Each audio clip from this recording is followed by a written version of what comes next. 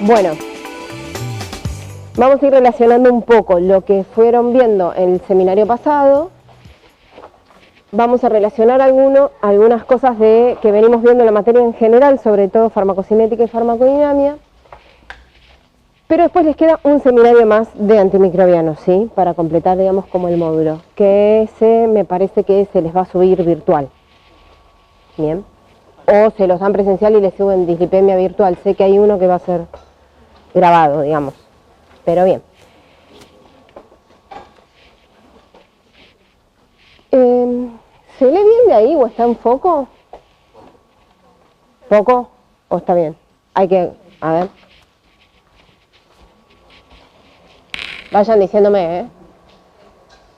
No, esto no era. Acá.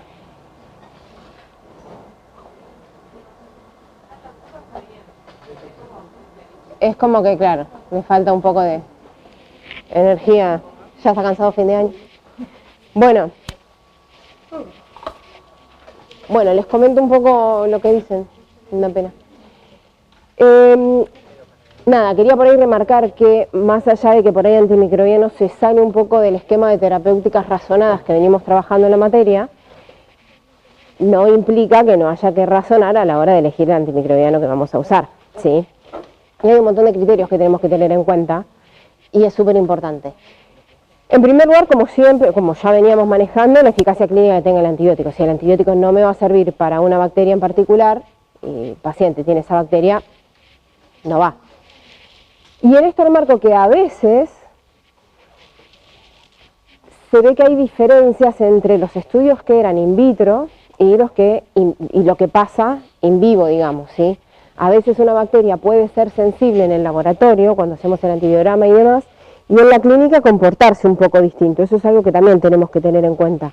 Por eso está bueno, más allá de que uno el día de mañana aísle el microorganismo que tenga el paciente, pide el antibiograma y demás, tener una idea de cómo se comportan clínicamente mediante los ensayos clínicos o, bueno, ya ahora hay estudios en metaanálisis y demás, de cómo se comportan los antimicrobianos para las distintas infecciones o para las distintas severidades que pueda tener el paciente por ahí con la misma bacteria.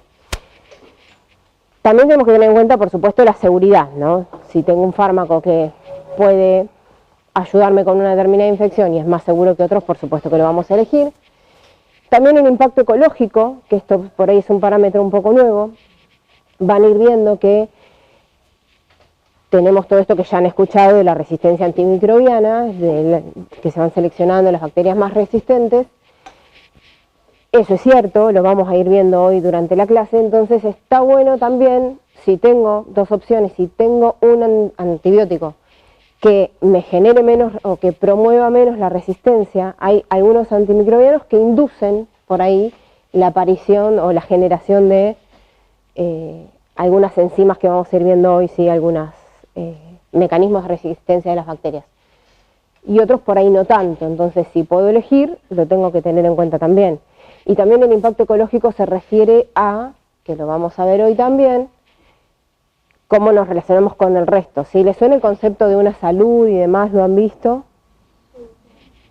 Ustedes en el ingreso, yo ahora estoy en el curso de ingreso y ya me lo sé, ¿vieron ese video de Madre Tierra, Tierra una sola? ¿Una cosa así? Ah, ¿en su año también estaba? Yo arranqué ahora. Bueno, en ese video un poco, digo, ya desde el curso de ingreso nos vienen comentando cómo nos relacionamos entre todos. Y la salud por ahí ambiental, la animal y la nuestra están relacionadas. Entonces ese impacto ecológico también lo tenemos que tener en cuenta. O sea, entra en esto. Por supuesto la epidemiología local, ¿sí? Si yo habitualmente tengo los vamos a ir viendo hoy, pero seguramente les suena, tengo un estáfilo que suelen ser sensibles, no tendría por qué pensar que en una misma situación vaya a tener un patógeno resistente. Si siempre tengo en mi misma sala de internación, ya tengo una bacteria que sé que es resistente, todas las cepas que surgen de, no sé, de Klebsiella van a ser carbapenemasas resistentes, ya sé que probablemente si un paciente se infecta ahí, va a tener esa cepa y ya lo tengo en cuenta. Entonces tengo que tener la epidemiología local, Argentina, Buenos Aires, mi hospital, mi sala. Si no todo, yo en nuestro hospital no tenemos las mismas resistencias entre unas salas y otras, ¿sí? Por suerte todavía nos va bastante bien, pero tenemos diferencias. Y bueno, y por supuesto los costos y disponibilidad, van a ver que si bien no hay como muchos antimicrobianos nuevos, así una molécula que digamos no habíamos visto, últimamente no hay tanto, sí hay unas reversiones, no sé si decir me too porque son combinaciones nuevas que están surgiendo mucho en orden de ir apaleando un poco la resistencia antimicrobiana, y hay un montón de trabajos o estudios sobre estos, pero muchos todavía no están disponibles acá en Argentina, por ejemplo, entonces también a tener en cuenta, o son muy caros, entonces por ahí se puede conseguir, pero realmente hay que usarlo para un paciente que no tenga opción. Primero, para cuidarlos, y segundo, por esto de costo económico, digamos, no es menor el costo de antimicrobianos en un hospital, ¿sí? Así que bueno, esto como para tener una idea, más allá de todo lo que de lo que viene en la clase pasada y lo que vamos a ver hoy, de las cosas a tener en cuenta. Y como ya saben ustedes, dentro de los antibióticos puntualmente, ¿sí? Tenemos varias familias y varios mecanismos de acción. Entonces, si ven, tenemos antibióticos que van a actuar a nivel de la pared microbiana, de la membrana celular, al nivel de síntesis de proteínas y demás. Nosotros esta clase nos vamos a enfocar en los beta-lactámicos y los glucopéptidos que actúan a nivel de la síntesis de la pared antimicrobiana. Y en el seminario que viene van a ver los otros grupos. ¿Sí? Vamos a ver estos dos y el nimesulide también sumado, y después se sigue en el otro seminario. Hasta acá vamos, ¿verdad? ¿Estás bien? Ok. Bueno, como vamos a hablar a nivel de pared antimicrobiana, vamos a repasar un poquito algunos conceptos, ¿sí? ¿Se acuerdan esto de que las bacterias se agrupaban en gram positivas y gram negativas, que era esta tinción, que nos hablaba un poco de el espesor de la pared del peptidoglicano, ¿sí? Que tienen las bacterias. Entonces, si recordamos, este es una bacteria gram positiva, ¿sí? Que ven que la pared de peptidoglicano es bien gruesa, y en las gram negativas el peptidoglicano es más finito y tienen una membrana externa también, o tienen otras capas, pero el peptidoglicano es más pequeño. Y esto es de suma importancia en general, pero sobre todo hoy que vamos a ver antibióticos que van a interferir en la creación de esa pared, porque justamente los que más pared sintetizan van a ser como más sensibles, ¿verdad? Y vamos a tener, ahora va a aparecer en alguna filmina, algunos microorganismos que tengan resistencia natural porque no tienen pared, ¿sí? Algunos atípicos no tienen pared, entonces si yo les doy algo que intervenga en la síntesis de pared, les da igual, ¿sí? Entonces, bueno, vamos a tener que estar teniendo en cuenta gram positivo y gram negativo. Vamos a ver igual que no solo el espectro se va a abarcar solo a los positivos, pero van a ser más sensibles en general. Y también recordamos que las bacterias se agrupaban según su fisiología, vamos a decirlo. ¿Se acuerdan? En cocos, ¿sí? Que eran como más redonditos, los bacilos más alargaditos, si estaban solos, si crecían en cadena o no. Y de ahí teníamos los cocos así como más esferas, los bacilos o algunos medios espiralados, ¿sí? Las espiroquetas o demás, que son por ahí los medios. ¿Y esto por qué lo retomamos? Porque con esto, combinando entre la filmina anterior y esta, llegamos a una especie de este cuadrito, buena, donde nosotros podemos tener una idea de los gram positivos más habituales que tenemos, quiénes son cocos, quiénes son bacilos, y lo mismo con los gram negativos. Y esto está bueno tenerlo medianamente en mente, porque cuando uno el día de mañana está trabajando y pide un cultivo de una muestra de un paciente, o saca un hemocultivo, tarda un poco en tenerse el resultado de quién es el agente con nombre y apellido, digamos, tenés un estafilococcus aureus meticilino resistente, se demora un poco. Pero normalmente el laboratorio te va diciendo, viene creciendo un bacilo positivo, viene creciendo un coco, porque ellos lo ven. Entonces, por lo menos ya nos van orientando y podemos ir viendo que el antibiótico que hayamos elegido vaya teniendo un sentido. Entonces nos ahorra tiempo, ¿sí? Porque por ahí 48 horas, 72 si hay fin de semana, o depende cada institución, es tiempo que por ahí el paciente pierde. Entonces, esto nos sirve a ese fin. Es habitual que nos vayan diciendo viene un coco, viene un bacilo, positivo, negativo, y ahí van. Pero apuntándonos más a los betalactámicos que vamos a ver hoy, los betalactámicos son de los primeros antibióticos, ¿sí? En 1928 los descubre Fleming. Bueno, por ahí la historia de Fleming ya la conocen, pero bueno, descubre este componente activo que salía de un hongo, de un penicillium, que inhibía el crecimiento de las bacterias. O sea, él estaba ahí trabajando en su laboratorio, se fue de vacaciones, se olvidó, dejó ahí todo sucio, muy mal por él, pero bien por él que cuando volvió pudo notar que no había bacterias, por lo menos, estaba lleno de hongos, bueno, pero bacterias no había. Entonces se puso a ver qué pasaba y de ahí aisló a este compuesto que inhibía el crecimiento de las bacterias, como venía del penicillium, lo llamó penicilina, ¿sí? Las penicilinas son uno de los fármacos, de los antibióticos, digamos, más seguros que tenemos, más conocidos, porque son de los primeros, con un buen perfil de toxicidad y de espectro antimicrobiano, entonces tienen un buen costo-beneficio, ¿sí? Pero vamos a ver que han ido sufriendo transformaciones a medida que los fuimos usando o mal utilizando, ¿sí? Entonces, este grupo que llamamos betalactámicos, que es un grupo muy amplio, se caracteriza por por compartir algunas cuestiones en común, como la estructura química, que por ahí no se ve muy bien, pero son dos anillos habitualmente, salvo uno que es el Astronamen, el monobactam, tiene un solo anillito, pero el resto de la familia comparte este de dos anillos, de este estilo, ¿sí? El cuadradito por un lado, siempre igual, y el otro puede ser un poco más variable, pero esa sería la estructura química de base. Y el mecanismo de acción que van a tener, que ahora los vamos a ir viendo, que como dijimos, igual van a actuar en la síntesis del peptidoglicano de la pared. Dentro de cada fármaco que vamos a ir nombrando hoy, igualmente, más allá de que pertenecen a la misma familia, hay varias diferencias, ¿sí? En el espectro antimicrobiano que van a tener, en la farmacocinética que van a tener, en los precios, ¿sí? Entonces, en efectos adversos son más vale compartidos, pero lo que voy acá sí nos importa también, o sea, no dice, y le receto al paciente un betalactámico, sí, como por ahí antes beta bloqueante, no, tenemos que saber cuál, ¿sí? Entonces,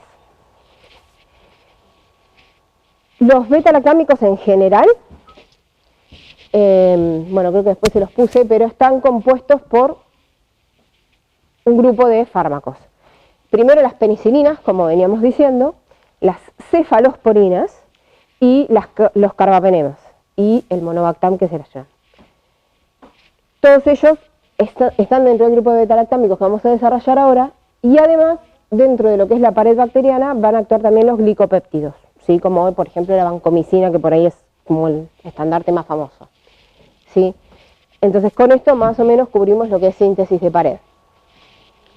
Los betalactámicos, ¿cuál es su mecanismo de acción? O vamos a decir, cómo se sintetiza la pared en general para ir viendo dónde van a actuar cada uno. Como se acuerdan de lo que vimos en las primeras clases, los distintos componentes que se van a necesitar para formar esta pared se sintetizan dentro de la célula, ¿verdad? Sí, en el ADN se sintetizan las proteínas y todo lo necesario para formar esta pared, y después hay que exportarlo, ¿verdad? Que tiene que atravesar la membrana de esa célula para ir afuera, donde se termina de construir la pared, ¿sí? Entonces, para esto, los microorganismos lo que van haciendo es unidades más chicas, digamos, de ladrillos, vamos a decir, ¿sí? Ya que vamos a hacer una pared, van haciendo los ladrillos adentro. Estos ladrillos se van a poder traslocar, digamos, al otro lado de la membrana con algunos transportadores. Entonces, primero se sintetizan los precursores, se aíslan por ahí en unidades más chicas para que se puedan traslocar, pues si yo sintetizo una porción de pared grande no puede atravesar la membrana. Entonces se forman algunos disacáridos, algunos tetrapéptidos y se trasloca al otro lado de la membrana. Y ahí se van uniendo. Por un lado se van armando las filitas, digamos, que van a componer el peptidoglicano, ¿sí? Estas unidades de NAM y NAG, que son las siglas de cómo se llaman cada ladrillito, el N-acetilmurámico y el otro, se me fue ahora el nombre, N-acetilglucosamina, perdón. Entonces, por un lado, se van a tener que ir formando las distintas filas de ladrillitos, y por otro lado, esas filas o hileras de ladrillos se van a tener que comunicar entre sí para que la pared se sostenga, ¿verdad? Digamos, si yo pongo una pila de ladrillos, arriba otra pila de ladrillos y arriba otra pila de ladrillos, pero entre sí no les pongo cemento o algo que los conecte, la pared se derrumba fácilmente, no tiene estabilidad, porque cada fila está como solita, ¿se entiende? Entonces, los beta-lactámicos lo que van a inhibir es esa formación de enlaces entre las capas de la pared, entre en realidad las hebras, digamos, de peptidoglicano, ¿sí? Entonces, al no poder entrelazarse, ¿sí? Al inhibir estas uniones, que estas uniones se hacen mediante aminoácidos, ¿sí? La enzima que las lleva a cabo es una transaminasa que en este caso la vamos a llamar proteína de unión a penicilinas, ¿sí? Porque justamente ahí actúan los betalactámicos y las penicilinas. Lo que va a hacer es bloquear esa enzima, el betalactámico, por su estructura química, se puede acoplar a esa enzima y la inhibe de forma irreversible, entonces la enzima ya no puede llevar a cabo la transpeptidación, que quiere decir la unión entre estas filitas, ¿sí? Entre los péptidos de aminoácidos. No puede hacer esa reacción, estas filitas no quedan bien unidas y la pared se desarma fácilmente. Eso hace que, por un lado, se queden sin pared, pero además se le empiecen a acumular los elementos que usa para construir esta pared, ¿sí? Se le empiezan a acumular los ladrillitos y demás. Lo que termina provocando la lisis de la célula, ¿sí? O sea, esa bacteria que está sin pared y que es más sensible, además, se termina igual, por acumulación de todos estos materiales, lisándose, ¿sí? Sin la pared, muere. Entonces, habitualmente son fármacos que van a ser bactericidas. ¿Se acuerdan? ¿Vieron eso de bactericidas bacteriostáticos? Joya. Bien, entonces, los beta-lactámicos, ¿qué van a hacer? Inhibir la transpeptidación, que es el entrecruzamiento de las distintas hebras del peptidoglicano, ¿sí? Acá lo vemos un poco más. Estas enzimas que habitualmente iban uniendo los distintos componentes del peptidoglicano se quedan inhibidas por estas PDP, otras peptidasas, y entonces ya no se puede llevar a cabo la pared. Por un lado, entonces, inactivan la formación de la pared celular y además se termina activando el mecanismo de lisis de la célula porque sabe que no está correcta y se muere. Bien, hasta acá vamos, ¿verdad? Joya. Bien. Ahora vamos a ver un poco de cinética y dinámica para ver cómo los vamos a utilizar. ¿Se acuerdan de estas curvitas? ¿No? Más o menos. Pueden decir que sí, que no, chicos. Bien. Lo traigo un poco a cuenta porque si bien farmacocinética y farmacodinámica es importante para todo lo que hacemos en general, por ahí en antimicrobianos es donde más se manifiesta y a veces no nos damos cuenta, pero rige un poco cómo van a ser todas las posologías que vamos a tener, entonces por eso se los quiero remarcar, porque el día de mañana no es lo mismo indicar una cefalexina cada 8, cada 6 o cada 12, y habitualmente, en general, por lo que he visto, no le pegan bien a cuál va, así que vamos a intentar que nos salga bien. ¿Se acuerdan que teníamos estas curvitas que depende si era de administración endovenosa o administración oral? Teníamos una parte de absorción, ¿sí? Luego había un poco de distribución, cuando la curvita era como más, no quiero dibujar ahí, bueno, se ve menos que con el proyector, ¿sí?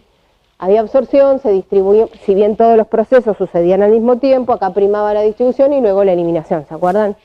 Y que se iba dando como varias dosis, esto se iba acumulando, en un momento llegaba una meseta y ahí éramos todos felices, ¿no? Bien, lo que se vio es que hay distintos parámetros farmacocinéticos que se van a relacionar con la eficacia que va a tener nuestro antimicrobiano, ¿sí? Entonces, por ahí esto lo vieron en el seminario pasado, pero lo retomamos. ¿Se acuerdan que había antimicrobianos que eran tiempo dependientes? ¿Les suena? Sí. Concentración dependientes o área bajo la curva dependientes. ¿Sí?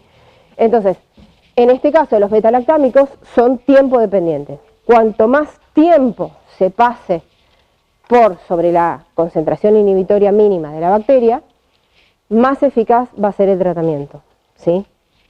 O sea, ese parámetro nos va a dar la eficacia del tratamiento. Como nosotros tenemos una idea de las concentraciones inhibitorias mínimas en general de las distintas bacterias, podemos intentar saber a priori qué concentración debería tener nuestro paciente e ir regulándolo. Entonces, son tiempo dependientes y entonces, ¿qué pensamos? ¿Que me va a convenir darlo más seguido, menos seguido? ¿Lo doy una vez por día? Más seguido, bien, porque si vemos en el gráfico, si yo doy una dosis por día, por ahí tengo una cosa así en el día y al otro día una cosa así, y si esto es concentración del fármaco y este es tiempo, ¿no? Si esta era mi concentración inhibitoria mínima de la bacteria, este tiempo lo paso bien, o sea, es correcto porque la concentración está por sobre la CIM, y este tiempo también, solo eso, sería que estaríamos viendo eficacia. Entonces, si yo doy como más seguido, por ahí no tendría como una cosa así, ponerle 4 veces en el día, y el tiempo que termino pasando por sobre la CIM va siendo más, ¿se entiende? De hecho, si yo pudiera hacer una infusión prolongada de estos fármacos, y la goteo acá todo el día, estoy siempre sobre la CIM, sería como buenísimo. Pero vamos a ver que no siempre se puede, sino sería como muy fácil el mundo. Bien, entonces, sí, a esto de ser tiempo dependiente nos conviene darlo más seguido. Bien, son bactericidas, ya lo dijimos, tienen poca toxicidad, ahora vamos a hablar de la seguridad. Su parámetro, digamos, de eficacia va a ser el tiempo sobre la CIM. Lo que no tienen es mucho es el efecto postantibiótico. ¿Escucharon esto del efecto postantibiótico? ¿Se acuerdan que era? ¿No? Hay algunos antimicrobianos, por ejemplo los aminoglucósidos, que lo van a ver en el seminario que viene, que lo que sucede es que, por más de que ya estén por debajo de la CIM, ¿sí?, que su concentración ya esté cayendo, se vio que todavía no vuelve a crecer las bacterias, les lleva un tiempo más, porque, por ejemplo, si se inhibieron toda la síntesis de proteínas, una vez que después eso se desinhibe porque el antimicrobiano ya se va limpiando, hasta que vuelve a hacer todo, es como que tarda en que la bacteria se pueda volver a reproducir. Entonces vemos que por ahí no hay tanto crecimiento microbiano, aunque ya estemos por debajo de la CIM. Como que si tuviese un tiempito más de eficacia el antimicrobiano, ¿se entiende? En este caso, ese efecto no es tan prevalente. En aminoglucósidos sí, vamos a ver que eso nos sirve para espaciarlos un poco más, que nos viene bien porque son muy tóxicos también. ¿Qué? ¿Cómo? No pasa con todos, depende un poco también del antimicrobiano en general y de cómo actúes más que... Bien. Hasta acá vamos, ¿verdad? Bien. El problema que tienen estos antimicrobianos, bueno, en general, es que por ahí ya tenemos mucha resistencia, ¿sí? Entonces, vamos a repasar un poco los mecanismos de resistencia que hay, que de hecho una de las compañeras me decía que por ahí en la bibliografía se nombran distintos y son medios complejos. Esto es importante que sepamos y reconozcamos los distintos los distintos mecanismos que hay de resistencia, ¿sí? O sea, es importante. Ok. En primer lugar, puede ser que haya bacterias que sinteticen alguna sustancia, habitualmente enzimas, que bloqueen a mi antimicrobiano, ¿sí? Y ahí, ahora lo vamos a ver, surgen distintas técnicas. Por ejemplo, justo con los beta-lactámicos, muchas bacterias hoy en día producen lo que se llaman beta-lactamasas, ¿sí? Que son enzimas que rompen el anillo beta-lactámico. Entonces está la bacteria, yo le doy un beta-lactámico, me produce beta-lactamasas, el antimicrobiano se rompe, la bacteria sigue viva, ¿sí? Entonces, ¿qué hicimos nosotros? Dijimos, voy a crear algo que inhiba a la beta-lactamasa. Entonces ahí surgen estas asociaciones entre antibiótico y sustancia inhibidora, por así decirlo, ¿sí? Como el ácido clavulánico, ¿sí? Vieron que la amoxicilina viene solita o viene con ácido clavulánico. O el sulbactam. El sulbactam igual tiene algún efecto solito, está bastante bien, ahora después lo vamos a ver. El tazobactam, por ejemplo, vieron que la piperacilina se comercializa junto con tazobactam. Hay ciertos inhibidores, ¿sí? Que la lógica sería esa. Lo que hacen es ir a bloquear, son inhibidores suicidas, se les llama, unen a la beta-lactamasa, ¿sí? A la enzima, de forma irreversible, ellos quedan ahí, pero la beta-lactamasa ya no puede actuar, entonces no rompe al antibiótico y el antibiótico queda listo para ir a matar a la bacteria, ¿sí? Como que le libera el camino, pero no me suma más actividad. Si una bacteria no era sensible antes del sulbactam, no lo va a hacer después, o del tazobactam o del clavulánico, si no me amplía tanto el espectro, porque, o sea, lo que me permite es que si una bacteria hacía beta-lactamasas, matarla igual, pero esa bacteria, más allá de las beta-lactamasas, tenía que ser sensible, ¿sí? Si yo tengo un antimicrobiano que no le, por ejemplo, en este caso, yo tengo un atípico que no tiene pared, que no tiene, que el beta-lactámico en sí, la amoxicilina, digamos, no va a hacer nada, por más de que yo le dé amoxicilina con clavulánico, va a seguir sin hacer nada, ¿se entiende? O sea, si la bacteria no es sensible a la amoxicilina. En principio, claro, si la bacteria en principio no es sensible, o sea, después si hace beta-lactamasas es como que adquiere un plus y ahí empieza la guerra de nosotros hacemos inhibidores de la beta-lactamasa, las bacterias hacen otra cosa que ahora vamos a ver y así seguimos esta guerra. ¿Y pero por qué no sería sensible a la amoxicilina? Porque no todo, por ejemplo, los negativos es más difícil que sean porque tienen un peptidoglucano más, claro, los atípicos ni pared tienen, así que le desean lo mejor a los beta-lactámicos. Las micobacterias. Claro, por ejemplo, vamos a ver que hay algunos organismos que no tienen. Algunos bacilos ácidos alcoholresistentes, cosas así. Hay algunos más extraños que por ahí no. También depende cada beta-lactámico el espectro que va a tener, que ahora lo vamos a ver. Entonces, si ya no estabas en ese espectro, por más de que yo te sume un inhibidor, no va. ¿Cómo? Claro, exacto. Sí, si no me servía de por sí el beta-lactámico, tengo que pasar otra cosa.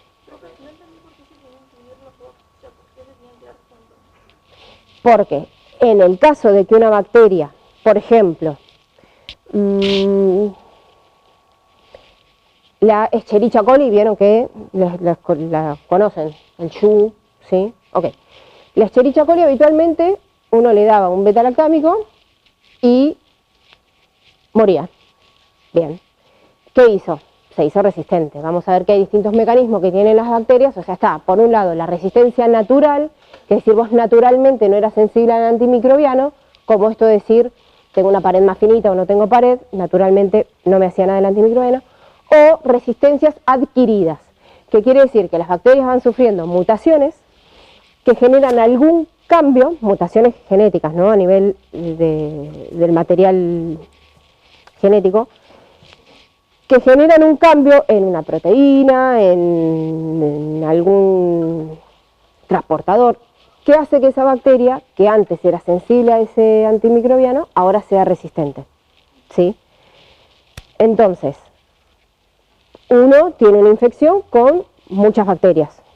Algunas pueden que no hayan mutado y otras capaz que sí, porque como las bacterias se dividen tanto, tienen mucha mutación genética, porque no siempre las copias son tan fieles, entonces van teniendo errores de copiado que llevan a mutaciones, ¿se acuerdan eso? Entonces yo en una infección puedo tener algunas que sean sensibles y otras no. El tema está que cuando yo doy el antibiótico, mato a las que eran sensibles y me van quedando las que no. Entonces ese paciente ya ahora tiene una infección por un bicho que no es sensible a mi antimicrobiano. Y encima se comparten el material genético entre ellas, a veces. Entonces tienen la posibilidad de pasarse fragmentos de material genético, ¿sí? Y se van pasando la resistencia. Entonces cepas que antes no eran resistentes pueden ir convirtiéndose en resistentes porque van adquiriendo material genético de otra que sí lo era. Entonces por ahí aprenden a hacer beta-lactamasas. Aprenden, o sea, incorporan material genético para poder producirlas, ¿sí?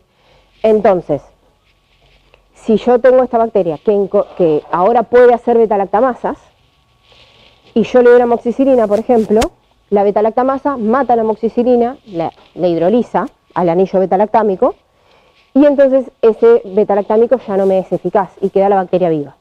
Entonces yo lo doy junto con el ácido clavulánico, por ejemplo. ¿Para qué? La bacteria me hace la beta-lactamasa, pero nosotros tenemos el clavulánico. Entonces el clavulánico va, se une a la beta-lactamasa, la bloquea, no la deja actuar. Esto es como el fútbol americano o el rugby, no sé mucho de eso, soy más del fútbol, pero ¿vieron? El resto va, lo taclea y el otro lo dejan correr libre para que anote, haga el score, así, ponga la pelotita ahí en el piso. Ok, entonces acá van los inhibidores suicidas, todos contra la beta-lactamasa, las bloquean y el antibiótico queda solito para ir, correr y marcar el gol. ¿Sí? Clavulánico, sulbactam, ralebactam, tazobactam. Sí. ¿Cómo sabes que la bacteria hizo la resistencia específicamente para la beta-lactamasa? Buena pregunta. Tenemos distintas posibilidades de. Primero, normalmente uno cuando tiene un paciente con una infección toma cultivos de la muestra que necesite. Por ejemplo, si queremos una sepsis, tomamos hemocultivo. Y el laboratorio cuando analiza, me analiza un antibiograma y me dice resistente, resistente, resistente a, o sea, resistente a moxi, resistente a esto, resistente al otro. Eso como una primera opción. De hecho, el laboratorio a veces nos puede decir qué mecanismo de qué beta-lactamasa está produciendo, porque eso también va a ser importante. Porque en esta guerra que fuimos escalando, nosotros ahora matamos algunas beta-lactamasas, pero ellos hacen otras y nosotros vamos, y así sucesivamente. Entonces ahora nos importa además qué beta-lactamasa producen. Eso es un camino. El otro camino, y por eso es importante, es decir, si yo sé que en mi hospital todas las infecciones que suceden, que se agarran por respiradores de una pseudomonas resistente a algo, y esa es la cepa que está en mi sala, presupongo, puedo tener una idea de que así va a ser. Si yo tengo tos sensible, nunca tuve nada, sí. También si el paciente estuvo expuesto por ahí, no sé, tiene infección urinaria, siempre a Escherichia coli, ya recibió varios antimicrobianos y sigue con infección, probablemente ahora ya sea una coli ble, por ejemplo, beta-lactamasa de espectro extendido. Entonces yo ya sé que si no doy algo más fuerte que todo el espectro extendido de las beta-lactamasas que ahora vamos a ver, no la mato. Por eso es importante saber qué bacterias tengo yo y la epidemiología local y de mi institución o de donde esté. ¿Sí? ¿Alguien dijo, profe? Ah, no. Ok. Bueno, entonces decíamos, tenemos distintos mecanismos de resistencias. Uno es esto, la producción de beta-lactamasas. ¿Sí? Habitualmente las cepas que lo producen son el estáfilo, bueno, bacilos gram negativos en general. Y hay algunas que ya es como que tienen nombre propio, ¿no? Qué sé yo, la KPC, es una Klebsiella carbapenemasa, que produce carbapenemasas, por ejemplo. Bien, ese es un mecanismo. Otro mecanismo que puede suceder es directamente la modificación del sitio donde actúa el antibiótico, ¿sí? ¿Esto lo vieron algo ya? No. Ok. En la biblia, bueno. Entonces lo vamos repasando más rapidito. Si yo modifico el sitio donde actúa el antimicrobiano, no va a poder actuar, ¿sí? Cuestión de lógica. Entonces, lo que hicieron algunas bacterias, por ejemplo nuestro amigo el estáfilo, es cambiar ese sitio de acción y lo que mutó es, por ejemplo, las Protein Binding Penicillin, las PBP, ese sitio de unión de esas transpeptidasa donde se unían las penicilinas y inhibían a esa enzima que no permitía que se sintetice el peptidoglicano. Esa enzima sufre una modificación, las penicilinas ya no se pueden unir, por lo tanto la enzima sigue haciendo su trabajo y nosotros no destruimos el peptidoglicano. ¿Se entendió? Es la enzima, digamos, que bloqueaban los beta-lactámicos, que es la que ayuda a formar el peptidoglicano, la que ayuda a formar en realidad la transpeptidación, ¿sí? O sea, que se unan las distintas hileras de la pared. Cambia esa enzima, entonces nosotros ya no le podemos hacer nada. Eso es importante porque, por ejemplo, el estáfilo, ¿escucharon hablar del Staphylococcus aureus meticilino resistente? Bueno, ese estafilococo hizo eso, cambió la PBP. Si cambia la PBP, la meticilina fue el beta-lactámico que se probó, pero no me va a funcionar otro beta-lactámico que tenía que actuar en el mismo lugar, ¿se entiende? Entonces, si yo tengo un Staphylococcus aureus meticilino resistente, no voy a usar beta-lactámicos, voy a pasar a otro grupo. a la vancomicina habitualmente, que ahora la vamos a ver. ¿Sí? Pero digo, ahí ya no es una cuestión de probar si le pongo un inhibidor, si la beta-lactamasa la mato o no la mato, ya no va, el grupo no va, ¿se entendió? Bien. Otros mecanismos que pueden tener de resistencia es alterar las porinas, ¿sí? Que impiden las entradas de algunos antibióticos a las células. Esto a nivel general, no solo de beta-lactámicos. Estas son distintas resistencias que podemos tener a los antimicrobianos en general. Hay algunos que tienen que ingresar a la bacteria para cumplir su función y hay cambios en estas porinas, en estos poros que permitían el ingreso de estos antimicrobianos. Entonces ya no puede ingresar, por lo tanto no pueden cumplir su función. Nosotros intentamos solucionar esas cosas con unas sinergias que ahora vamos a ver, pero bueno, es un mecanismo de resistencia. Otras bombas de flujo, ¿sí? Ingresa el antimicrobiano a la célula y antes de poder hacer su efecto, la bacteria lo saca, lo bombea hacia afuera y listo, se queda tranqui, ¿sí? Eso lo hace mucho, por ejemplo, las pseudomonas. Y otro mecanismo, que por ahí no es como un conjunto de mecanismos, tal vez no es uno solo, es la formación de biofilms, ¿sí?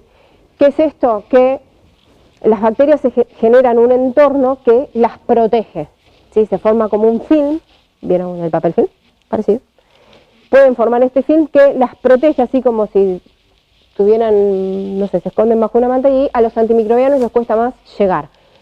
Por el biofilm, porque generan un entorno con un pH distinto, entonces el antimicrobiano pierde su funcionalidad, no pueden penetrar bien ese biofilm, pueden tener sustancias que destruyan al antimicrobiano. Entonces, siempre que se genere biofilm, a nosotros nos tiene que preocupar un poco porque va a ser difícil poder llegar a ese microorganismo y matarlo, ¿sí? Y con todos estos mecanismos de resistencia, justamente lo que tenemos es mucha resistencia en distintas cepas que hay habitualmente en las infecciones, digamos, habituales que tenemos, ¿sí? Y de esto hablamos cuando hablamos de resistencia antimicrobiana. Les traigo estos mapas para que veamos cómo fue evolucionando un poco esto de la resistencia, pero para que no perdamos de vista que esto de la resistencia, que tanto se habla, que parece así como que está bien, está bueno hablarlo, es realmente importante, ¿eh? No es algo para pasar por arriba y que tenemos que empezar a concientizarnos un poco en el uso racional de antimicrobianos, ¿sí? Y además estos mapas son de consulta gratuita, cualquiera uno entra a la página y los puede ver, se actualizan año a año y nos van dando una idea de la resistencia que vamos teniendo. Acá yo puse el mapa en general, pero uno después puede ir viendo por zonas, entonces está bueno para poder saber a priori cómo poder tratar a un paciente si yo no tengo idea qué resistencia tengo o el paciente viene de otro lado con el bicho y demás, podemos tener una idea de qué puede estar pasándole y si va a tener resistencia a algún antimicrobiano o no, ¿sí? Porque esto que decíamos, pensemos que si viene un paciente con una infección leve o tranqui, me da tiempo. Entonces, en la práctica, por ahí uno puede empezar o con una conducta expectante o decir, bueno, si uno sabe que es una infección bacteriana, ¿no? Que eso es discutible. Primero hay que ver si el paciente realmente necesita antibióticos porque tenga una bacteria. ¿Sí? En el caso de que sí, y que necesite un tratamiento antimicrobiano y que no lo pueda solventar solo, por ejemplo, uno tiene un forúnculo, ¿no? Una infección de piel o partes blandas, uno lo puede drenar y listo. Si el paciente estaba en buen estado general y demás, no estaba complicado y no había más compromiso, con eso y el mismo sistema inmune del paciente, cuando uno saca la mayor cantidad de microorganismos que están ahí acumulados, va a poder hacerse cargo de esa infección, la va a poder controlar. Entonces ahí con el sistema inmune vamos. Ahí es una infección bacteriana donde yo no necesité usar antibióticos, ¿sí? Entonces, también nos puede pasar. Ahora, en el caso de tener una infección bacteriana que necesita antibióticos, tenemos distintas opciones. No es lo mismo tener un paciente que viene por una consulta y demás, y uno le puede dar un antimicrobiano vía oral, ir viendo si les funciona, y si no que vuelvan 48 horas o así, y vemos si necesita cambiar de antimicrobiano. O un paciente que está en UTI, crítico, séptico, chocado, que no me da tiempo. Si yo no le invoco al antimicrobiano de movida, el paciente se me muere. Entonces, ahí la estrategia es distinta. Empiezo con el que mate todo, y cuando el laboratorio me dice, quédate tranquila que era sensible, le bajo el esquema, ¿sí? Entonces, en este empiezo con de todo, o bajo, o doy leve y después subo, tengo que tener en cuenta qué tengo que cubrir. Y para eso vienen estos mapitas.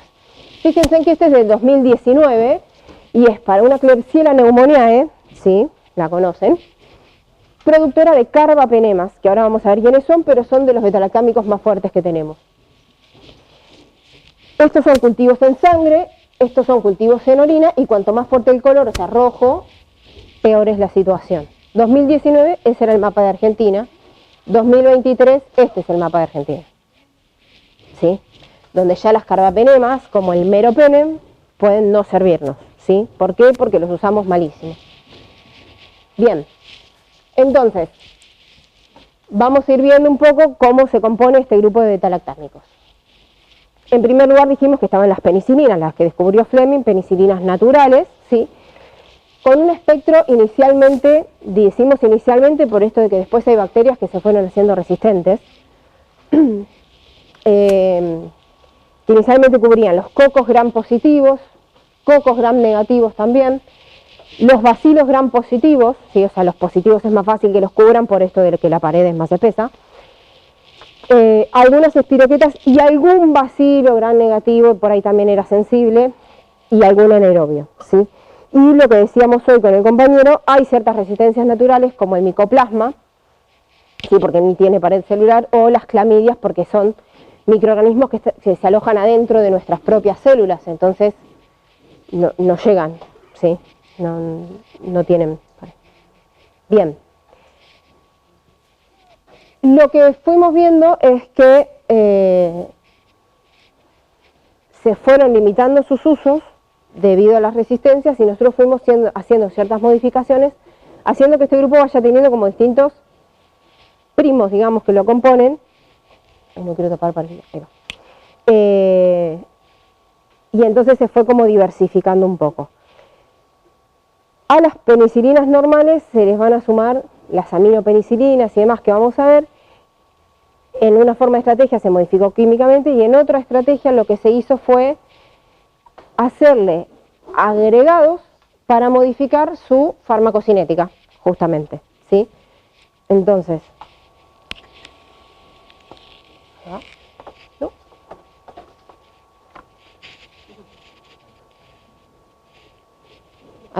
Perdón, a los del video, perdón. Bien, la resistencia progresiva entonces limitó o sea, a medida que se fue dando la resistencia, se fue limitando el espectro, pues ya no me era útil para los microorganismos que antes sí eran sensibles. Entonces ahora quedó para estreptococos, neumococos, el treponema pallidum, meningitis, listeria, leptospira. Hoy por hoy las indicaciones que en donde usamos una penicilina como tal son para la endocarditis infecciosa por estreptococo, ¿sí? Vieron cuando tienen angina, habitualmente es estreptocócica, y nosotros no es que la damos para que no nos duele la garganta o porque la infección de la garganta nos preocupe mucho, ¿sí? Porque ese cuadro se va a resolver igual a los 5 o 7 días por más que no le demos el antimicrobiano. Lo que nos importa es que esa bacteria no vaya al corazón y se aloje ahí, porque se puede quedar entre las válvulas del corazón y hacer una infección ahí, que se llama endocarditis, y de ahí se elimina, por supuesto, por sangre a todo el cuerpo. Y es muy difícil de tratar porque es muy difícil de llegar. Entonces, cuando medicamos eso, en realidad lo que estamos intentando prevenir es la endocarditis, ¿sí? Y en ese caso es el estreptococo muy sensible a la penicilina todavía, entonces damos penicilina. Que vienen en distintas formas, ¿sí? Puede ser endovenosa, penicilina G, común, pero no tiene mucha biodisponibilidad. Los betalactámicos en sí no tienen mucha biodisponibilidad, son moléculas grandes con los anillos como vimos. Entonces se hicieron algunas modificaciones y se crearon otras que ahora vamos a ir viendo porque ya me estaba adelantando. Bien, entonces la penicilina sódica común, la inyectable, la damos para estos casos. Neurosífilis, aunque ahora vamos a ver que podemos usar otra estrategia. Ven, acá hay que darla, por ejemplo, cada 4 horas para neurosífilis. Y leptospirosis, ¿sí? La conveniencia de la penicilina sódica es, bueno, dijimos que la biodisponibilidad era baja, que la duración de la acción es muy corta, tiene una vida media corta, esto de que hay que darlas más seguido, que se eliminan los beta-lactámicos en general por riñón, entonces hay que ver la función renal del paciente. Tienen una pobre, por esto de los anillos y demás, pobre penetración al sistema nervioso central, ¿sí? No pasan la barrera hematoencefálica, salvo algunas situaciones donde si hay meningitis y esa barrera está más disgregada, tal vez alguno pase y ahora lo vamos a ver. Entonces, bueno, la dosificación tenía que ser como muy seguida. Entonces, como vimos que teníamos todas estas contrapartidas, se hizo un cambio en la molécula y se formó la penicilina o fenoximetilpenicilina, que es una penicilina que se puede dar vía oral. Lo que se hizo fue aumentarle la biodisponibilidad oral, ¿sí? Porque la anterior no la podíamos dar por boca, digamos. Entonces se creó la fenoximetilpenicilina, que si es oral viene en jarabe o comprimidos, y entonces es más sencillo y la podemos usar mejor para el ambulatorio. Entonces ahí dijimos, bueno, listo, ya podemos tratar a casi todo el mundo. Y esa es la que usamos para infecciones por el beta-hemolítico del grupo A. Como para la angina, como esto que decíamos, el paciente que viene con el estreptococo, probablemente si está en buen estado general y demás no requiere internación, le damos un tratamiento por boca. Es sensible a la penicilina es barata, conocida, salvo alguna cosita de seguridad que vamos a ver, es la mejor opción. Siempre que podamos usar un beta-lactámico es casi nuestra mejor opción. Y ahora se la podemos dar por boca, así que va. Lo mismo si el estreptococo o el estáfilo es para alguna infección de piel. Lo que pasa es que ya el estáfilo ha generado algunas resistencias, entonces ahí ya no es tan común el uso. Luego dijimos, bueno, ya mejoramos el tema de la biodisponibilidad, pero nos queda el tema de que hay que darla muy seguido, medio que no te suma a la adherencia del paciente. Entonces se siguieron haciendo reversiones o alteraciones químicas y se fueron formando otras moléculas. Acá la que nos interesa, más que nada, es la benzatínica, la penicilina G benzatínica, que es de administración intramuscular. La penicilina G común es endovenosa, la B potásica es oral y esta es intramuscular. ¿Para qué nos sirve? Porque cuando se asocia a la benzatina lo que hace es como intentar depositarla, la va liberando de a poco. Esto nos permite que para algunos microorganismos con una SIM baja, es decir, el problema de que lo liberemos de a poco es que nunca tengo concentraciones muy altas en sangre, ¿sí? Porque se va liberando justamente de a poco. Entonces yo lo que voy a tener es una curva un poco así. Al irse liberando de a poco se va a mantener mucho tiempo en sistema, ¿sí?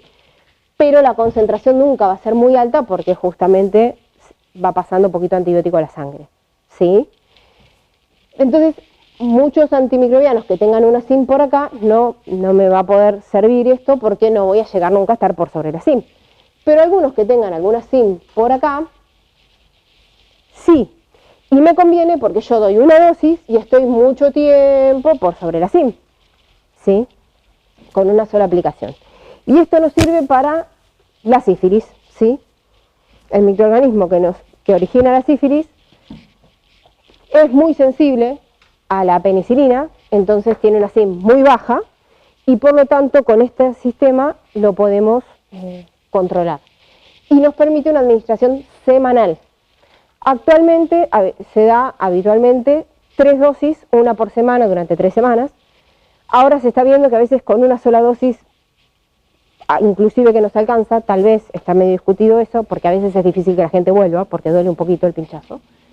Pero bueno, se usa esta estrategia de la benzatina para no tener que darla tan seguido, ¿sí? Y ahí mejoramos eso.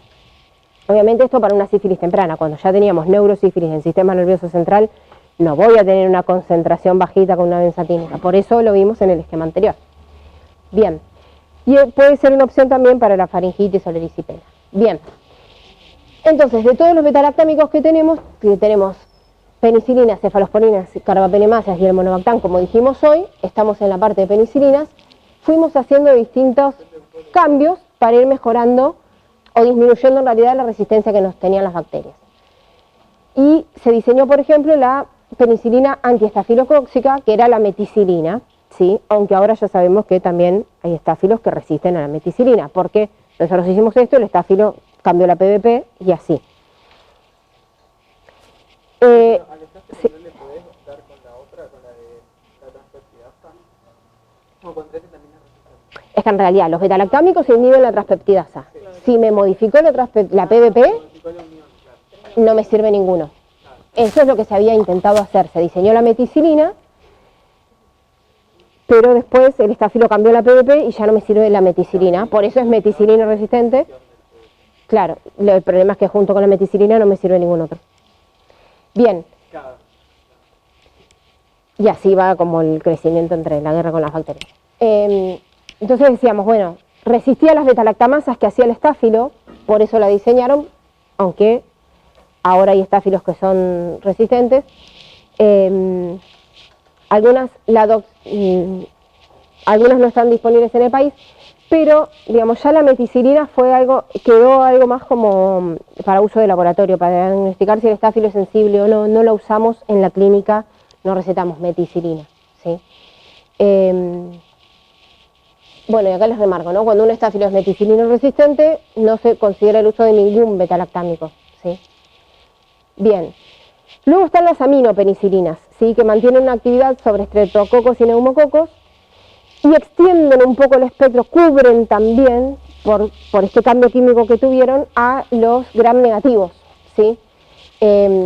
Aunque actualmente también ha crecido mucho la resistencia, pero en principio cubrían al Escherichia coli, al Haemophilus influenzae, al gonococo, ¿sí? Entonces se había extendido un poco a los negativos, que la penicilina le costaba un poco. Por supuesto no nos van a servir para las bacterias que producen penicilasas o betalactamasas, les decimos ahora, ¿sí? Y bueno, en un principio, ahora hay una ampicilina vía oral, que acá todavía mucho no está, pero habitualmente, digamos, así como el amoxiclavulánico es la vía oral, el ampicsulbactam sería como el equivalente endovenoso, y la amoxi común tenía su compañero endovenoso, digamos, en la ampicilina. Ahora hay una ampicilina oral, hay algún... Sí.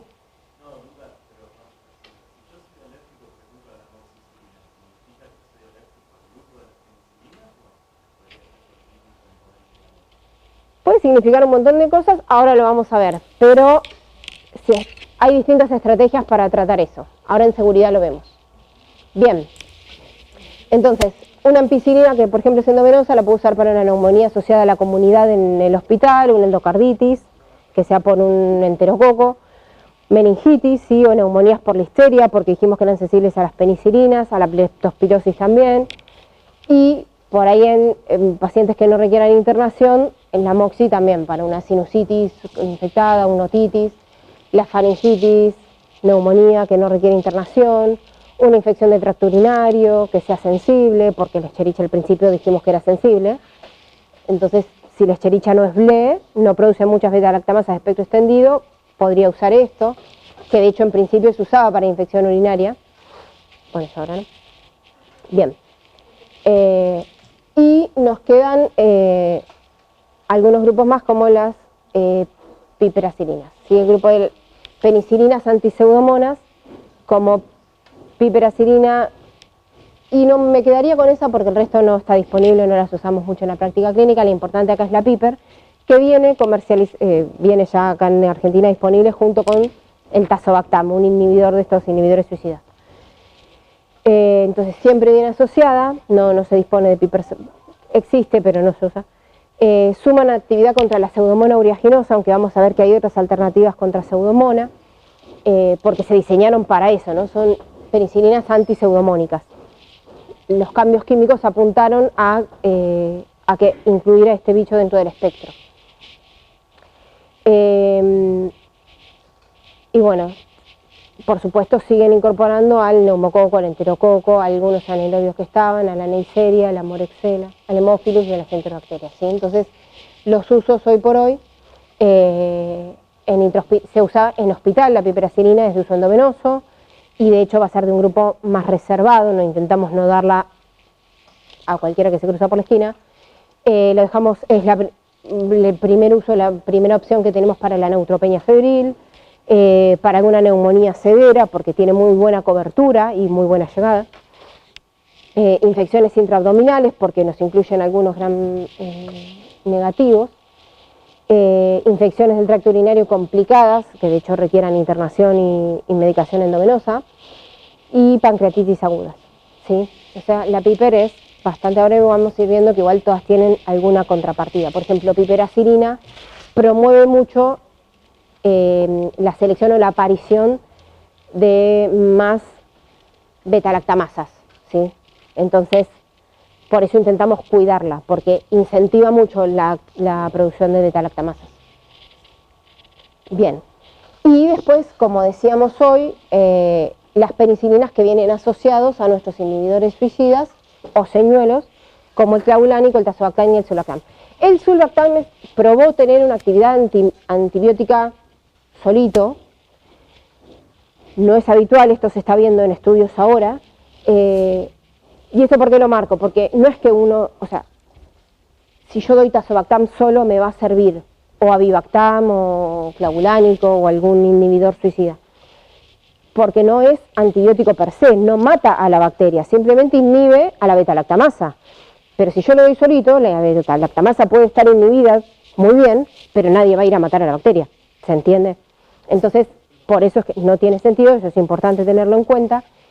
Siempre que dosificamos habitualmente, y es como un código, algunas instituciones pueden manejarse distinto, pero habitualmente se indica y se entiende cuando uno dice quiero, no sé, 4 gramos de pipertazo, es en base a la piperacilina, ¿sí? No al conjunto de cosas. Amoxi lo mismo, ¿sí? En base al componente antibiótico.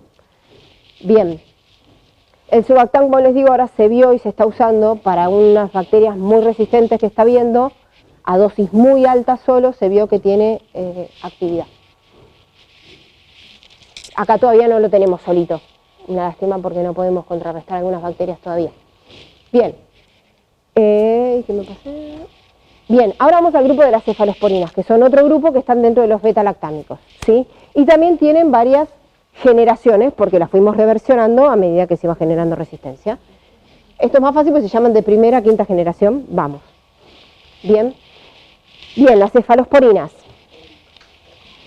Tienen reacciones, o sea, en cuanto a seguridad, lo de los beta-lactámicos en general, lo de las penicilinas lo vamos a ver después, pero en particular de las cefalosporinas, la reacción de hipersensibilidad es lo más frecuente que van a tener, ¿sí? Igual eso pasa en los beta-lactámicos en general. Lo vamos a discutir esto un poco después. Pueden causar tromboflebitis, pero 1 al 5%, pueden causar eosinofilia, a nivel gastrointestinal, diarrea, más frecuentemente con ceftriaxona porque es de mayor espectro, eso ahora lo vamos a ver. Casi todos los antibióticos van a causar diarrea, o colitis pseudomembranosa, también lo vamos a ver cuando terminemos con todos los grupos. Y rara vez nefrotoxicidad, no es tan común, ¿sí? Este cuadrito me parece importante, les resume un poco en general las cefalosporinas, ¿sí? Lo que nos tiene que quedar un poco en la cabeza es que acá tenemos el espectro, ¿sí? Gram positivos y gram negativos, y las distintas generaciones de cefalosporinas, ¿sí? Entonces, si vemos en general, dijimos que era más fácil cubrir a los gram positivos, ¿sí? Entonces, la primera generación los cubre bastante bien, ¿sí? Mientras que a los gram negativos poquito, ¿sí? Y a medida que se fueron haciendo las modificaciones, se fue ampliando la cobertura hacia los gram negativos, se fueron incorporando los gram negativos al espectro, mientras que por ahí se descuidó un poquito la cobertura a los gram positivos, hasta, con excepción de la cuarta, que ahí se cubre muy bien Pseudomonas, ¿sí? Con la tercera también, la ceftazidima, la verdad que es lo más usado para Pseudomonas, y luego sí la quinta generación, que en realidad más que generación es un unipersonal, es la ceftarolina, vuelve a cubrir bien los gram positivos y tiene una cobertura bastante buena contra gram negativos. Entonces, bueno, también la vamos a cuidar, ¿sí? Pero si veíamos, por ejemplo, la ceftriaxona, que por ahí es la que más les suena porque la usan para todo, al ser de tercera generación es como que está en el medio, y entonces tiene una cobertura aceptable de positivos y bastante de negativos. Entonces es como que es casi una primera línea para todo cuando no sé bien qué tiene el paciente porque le pega a todo. En ese le pega a todo genera resistencia muchas veces para todo. Entonces hay que usarla con cuidado, pero la realidad es que durante un tiempo se dijo, disponemos de esto nuevo, buenísimo porque ya sé que le pego a lo que sea que tenga y se fracciona para todos. ¿Sí? Así que bueno, a medida que se suceden las generaciones va cambiando un poco el espectro. Los efectos adversos en general son comunes a todos, ¿sí? No son efectos adversos tampoco tan dramáticos por ahí como venimos viendo. Sí, lo que más dan, digamos, son reacciones de hipersensibilidad que pueden ser graves, pero bueno, lo podemos prever si el paciente sabe que es alérgico, no lo usamos o inclusive si lo tenemos que usar hay mecanismos de reducir esa hipersensibilidad, así que en sí bastante bien.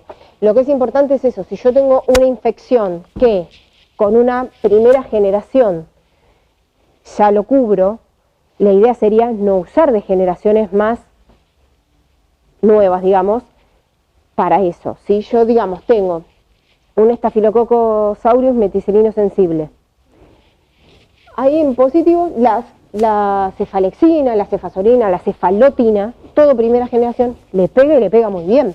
Entonces no me voy a usar una ceftriaxona si con una cefalotina lo resuelvo, ¿se entiende? ¿Sí? Esto de cuidar el ambiente, ¿se acuerdan lo que hablábamos de ecología y demás? Es un poco de esto. Bien, salud. Entonces, las cefalosporinas de primera generación cubren bien a los estafilococos, al estreptococos, sensibles a meticilina siempre, si no cambiaba la PVP no me servía nada. Tiene una moderada actividad contra Escherichia coli, la Catarrhalis, Miaviris, la Klebsiella pneumoniae, todos adquiridos en la comunidad, vamos a ver que hay algunas diferencias con esto, pero no cubren anaerobios, por ejemplo, ¿sí? Entonces, bueno, se usan para, como decíamos hoy, las cefalotinas o cefalexina, si es bioral, nuestra línea para el Staphylococcus aureus meticilino sensible, para profilaxis prequirúrgicas, en cirugías limpias, también cefalotina, cefazolina, va muy bien, cefazolina dura un poco más, así que sería un poco mejor, dura un poco más en términos de vida media, digo, ¿no? Y para infecciones leves de piel también va muy bien, como la cefalexina, siendo que el bicho sea sensible porque, como se usó mucho, hay muchos cepas que han adquirido resistencia, ¿verdad? O para infecciones del tracto urinario que sean sensibles. Antes se usaba muy seguido la cefalexina para el tracto urinario porque habíamos incorporado la Escherichia coli, que es un patógeno bastante prevalente en las infecciones urinarias. Ahora, como la Escherichia tiende a ser resistente, nos tenemos que ir a usar otro tipo de antimicrobiano. Las cefalosporinas de segunda generación están disponibles. La realidad es, en la práctica, por ejemplo, no se usan tanto, pero más por costumbre, no por nada, digamos, científico en sí. Cubren un poco mejor respecto a la primera generación, ¿no? A los gram negativos, un poco menos a los positivos, como vimos recién en el esquema. Son un poco más resistentes a las betalactamasas que puedan producir las bacterias y tienen suman actividad contra los anaerobios, así que están bastante bien, se pueden usar para infecciones intraabdominales porque ahora cubrimos anaerobios, que es lo más prevalente en infecciones abdominales, en infecciones pelvianas y ginecológicas, en úlceras por decúbito que estén infectadas, porque en las úlceras también prevemos que el patógeno causal sea anaerobio, infecciones de pie diabético y demás que terminan siendo úlceras también, pero inducen mucho la producción de betalactamasas, ¿sí? Entonces generan mucha resistencia. Por eso hay que tener cuidado y si puedo usar la primera, uso la primera. Acá, bueno, tenemos a la cefuroxima, que es la más usada de la segunda generación, que por ahí se usa para neumonía asociada en la comunidad, pero ya les digo, no tanto. En tercera generación tenemos a la ceftriaxona y a la cefotaxima, se usan bastante las dos. Cubre el Staphylococcus pneumoniae y otros estreptococos, el influenzae, la gonorrea, meningitis, morexela, y tiene un poco mayor actividad contra las enterobacterias. ¿Sí? Vieron que la tercera generación que estaba en el medio cubría bastante bien ambos grupos gram positivos y negativos. Lo que no tienen es actividad contra Pseudomonas aeruginosa o listeria, ¿sí? Entonces a veces podemos ver que se combinen dos beta-lactámicos, por ejemplo, en neonatología, sería como casi el único caso que podemos ver, que no es tan difícil ver, ampicilina cefotaxima, como un esquema sinérgico. Yo digo, ¿para qué le pongo dos beta-lactámicos? Si le estoy bloqueando la PBP con uno, lo bloqueo con el otro, ¿no? Entonces no tiene mucho sentido asociar dos cosas iguales, salvo en el COTRI. Y esto es porque ampicilina no cubre listeria, ¿se acuerdan que era de la primera generación? No cubre la listeria, y en neo, por ejemplo, que los pacientes todavía no están vacunados, en menores de 3 meses, la listeria es un agente bastante prevalente. Entonces la cubro con cefotax habitualmente. Sería el único caso donde ese esquema adquiere un poquito de sentido, ¿sí? Luego ya no se usa más grandes porque con la vacuna la listeria ya no deja de ser prevalente y no es necesario que la pensemos en una cobertura, ¿sí? Bien, cefalosporinas de tercera generación, como la ceftazidima, esta sí cubre a pseudomonas, ¿sí? O sea, cubre todo el espectro de la tercera generación, que era bastante amplio, y agrega pseudomonas. Entonces es la antipseudomónica más usada, ¿sí? La pseudomona es una bacteria muy presente, sobre todo en los pacientes que tienen asistencia respiratoria mecánica, ¿sí? Porque puede formar biofilm y se queda mucho en todas las tubuladuras y en los corrugados que se usan para la ventilación. Entonces, en un paciente ventilado que empieza después, unos 48 horas después de estar ventilado con alguna infección, tenemos que sospechar de la pseudomona. Hay pacientes que están colonizados por la pseudomona y una colonización no hace falta tratarla, pero si se le agudiza esa colonización, sí, y ahí sospechamos que sí, estaba colonizado por pseudomonas, puede ser nuestro agente causal, y en ese caso sospechamos que inclusive ya pueda tener resistencia, si el paciente ya la tiene hace rato y ha tomado varios antimicrobianos. Entonces ahí damos ceftazidima, ¿sí? Ahora viene combinada con avibactam, un inhibidor, nos ayuda bastante para bacterias más resistentes. Está disponible en el país, es caro, pero está. Bien, y bueno, se usa para... ¿Cómo? Nosotros en el hospital no lo podemos comprar, así que no te sabría decir, pero te lo puedo averiguar para la próxima. A ver, es comprable. Hay algunas bacterias, ahora vamos a ver, que si no es con esto no lo parás.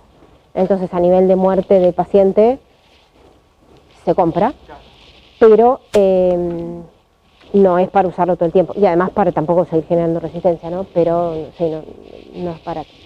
Bien, para meningitis posquirúrgica, para tratamiento empírico de neutropénicos, aunque dijimos que ahí pipertazo ya no servía. Así que bien. La cuarta generación, el cefepime, es equivalente a la combinación de las cefalosporinas de tercera generación, manteniendo también una cobertura a las gram positivas. ¿Se acuerdan que ahí era como que se acampanaba un poco? Así que bueno, se puede usar para pacientes neutropénicos febriles también, aunque teníamos generaciones anteriores, así que hay que ver si es necesario.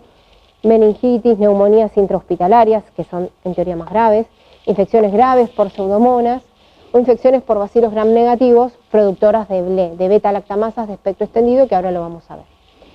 Y la quinta generación, que es, se diseñaron para poder atacar al SAMR, ¿sí? Al Staphylococcus aureus meticilino resistente. Sería eficaz igualmente, aunque sea un beta-lactámico, la ceftarolina. No es habitual el uso, habitualmente no usamos los beta-lactámicos y nos vamos a la vancomicina. Aunque como ahora hay resistencia a la vancomicina, volvimos a que tal vez nos acordamos que existía la ceftarolina. Bien, pero es lo que agrega eso, la resistencia al SAMR. Bien, y después tenemos los carbapenems, ¿sí? Los carbapenemas, que son el imipenem, el meropenem, el ertapenem y el doripenem. El doripenem acá mucho no está. Son drogas de reserva en teoría digo porque al final si uno ve las indicaciones en el hospital, la mitad está con meropenem, pero son para infecciones graves intrahospitalarias producidas por gérmenes multiresistentes, ¿sí? Están indicadas para pancreatitis graves, complicadas, neutropenia febril con alto riesgo, infección estas de que dijimos no le puedo ahorrar, tengo que matar al bicho sí o sí, con esto por ahí tengo una cobertura bastante importante, infecciones polimicrobianas intrahospitalarias, con infecciones por bacilos gram negativos multiresistentes y neumonías nosocomiales asociadas al respirador, ¿sí? Efectos adversos más o menos siguen siendo los del mismo de los grupos de betalactámicos, reacciones de hipersensibilidad, que ahora vamos a ver un poco mejor, toxicidad neurológica, agregan estos, puede haber riesgo de convulsiones, aumento de enzimas hepáticas, ¿sí? Rash y con un uso muy prolongado la colitis pseudomembranosa, que es algo habitual con los antimicrobianos. El imipenem, por ejemplo, genera un metabolito que lesiona mucho las vías urinarias. Entonces, en la práctica viene combinado con otra droga que se llama cilastatina, que lo que hace es prevenir la formación de ese metabolito para que no dañe tanto las vías urinarias, ¿sí? No es un inhibidor suicida, no es otro antibiótico que le sube al espectro, sino que ya viene diseñado para paliar su efecto adverso principal.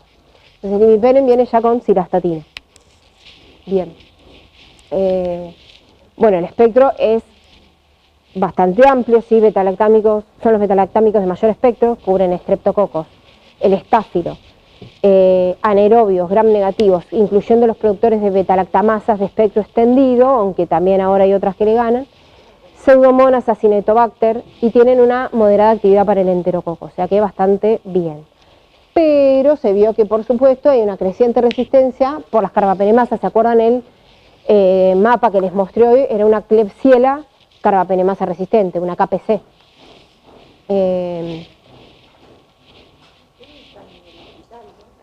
¿Las Klebsiellas? Sí, a ver, en la comunidad también, pero lo probable, o sea, puede internarse un paciente y aparece una Klebsiella, pero sí, habitualmente son más de hospital, sobre todo si son carbapenemasas resistentes, sí. El meropenem cubre las pseudomonas, por ejemplo, también, pero no el enterococo, y es el que por ahí podemos usar para infección del sistema nervioso central, porque se acuerdan que dijimos que les costaba pasar la barrera hematoencefálica, pero el meropenem, en contexto de una meningitis donde las meninges están más dilatadas, podría atravesar y se puede usar, tiene eficacia clínica en ese uso. Profe, las carbapenemasas serían como las betalactamasas. Sí, nada más que también matan a los carbapenemas. Ahora lo vemos. Las beta-lactamasas eran para beta-lactámicos primeros y después, como los carbapenemes no se influenciaban por las beta-lactamasas, dijimos, listo, estamos salvados. Luego aparecieron otras que sí atacan a los carbapenemas, entonces les empezaron a decir carbapenemasas. Enzimas que degradan a. Pero no son betalactámicos, los carbapenemas. Sí, beta-lactámicos son las penicilinas, las cefalosporinas y los carbapenemas. Y el monobactam, que es el actionam, que tiene un solo anillito, por eso se llama monobactam, que su importancia radica en que no tiene alergia cruzada, para el compañero que preguntó, con otros betalactámicos, por esto que la estructura química es más diferente, entonces puede ser una alternativa útil. Y cada vez se lo está mirando con mejor cara, nos acordamos que existía, por al principio pobrecito no le dábamos mucho, pero ahora nos va a salvar frente a algunas carbapenemasas, que el monobactam, al ser distinta a su estructura química, resiste todavía. Bien. Entonces se usa para gram negativos, particularmente en pacientes con alergia a los betalactámicos, aunque directamente si tengo un paciente con alergia también podría usar otro antimicrobiano que no sea betalactámico ya.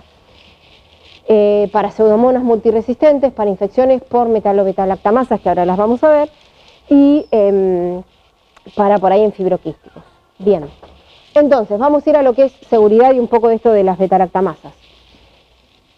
Como decíamos, el efecto adverso más frecuente de los betalactámicos son las reacciones alérgicas. ¿Sí?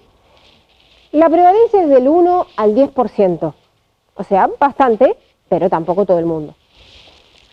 Casos severos son menos todavía, muertes son muy pocas, pero lo importante es tener en cuenta que entre el 80 y el 90% de los pacientes que dicen ser alérgicos no lo son.